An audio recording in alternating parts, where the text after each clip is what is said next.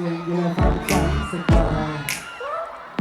บางวันที่ไม่เจอทำให้เธอต้องเงียบเหงาบ่อย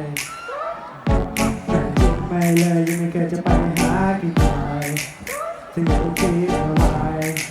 ก็ยังไม่รู้ไว้ก่อนจะทำอะไรที่ต้องคิดสปอร์ตก่อนจะ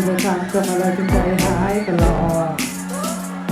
ไม่รู้ไม่เลยแล้วไม่แค่ใจฉันยังไงแต่เธอจะคิดอะไรไปคิดฉันได้ไหมโว้อันเป็นเรื่องแรงแข็งเรื่องอะไรกันเกิดใครแยกตลาดได้อยู่ที่บ้านอยากสื่อสารไม่ต้องพึ่งโดนพิราบแค่เขียนสิ่งทำแค่นั้นเชื่อซ่าจะไปอยู่ตรงหน้าจะไปหาในแง่จะไปอยู่ที่ไหนจะเปิดไปเลยก็ไม่จะคิดแรงลงไปไม่ได้อยากทำให้เธออยากรู้ว่าเธอยังรักฉันไหมอยู่ใกล้แค่นี้แต่แม้เธอยังห่างไกลแสนไกลไม่เจอวันนี้ไปเป็นของใครพาไปเจออยากพาที่ทำให้บางที่หาวันนั้นจบมาง่ายไหมที่เธอที่ฉันไม่ว่าเรายังจะอยู่ที่ไหนแค่หลับตาลงลืมตาเมื่อไรก็มีเธอช่วยดูแลกันนะน้องน้องน้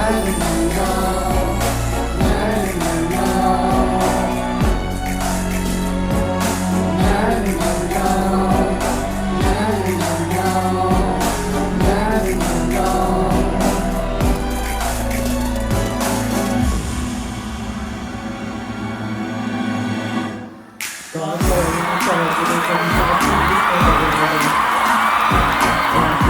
เจอคนที่มองไม่จริงเธอกับเรื่องเป็นอะไรที่มันดูไม่ออกก็ยังไม่เซ็ตเธอบอกเดินต่อไปเย่ถ้าต้องเพื่อนมันแข็งไม่ยังไงก็เน็ตกาเฟซมันล่มละลายรู้อย่าคิดมากอยากสื่อสารไม่ต้องพึ่งลงเวลาแค่คิดถึงทำแค่นั้นฉันก็สร้างจะไปอยู่ตรงหน้าจะไปหาในแรกเธอจะอยู่ที่ไหนจะเปิดใจเลยไม่เห็นเธอแน่แต่คิดนั้นเอาไว้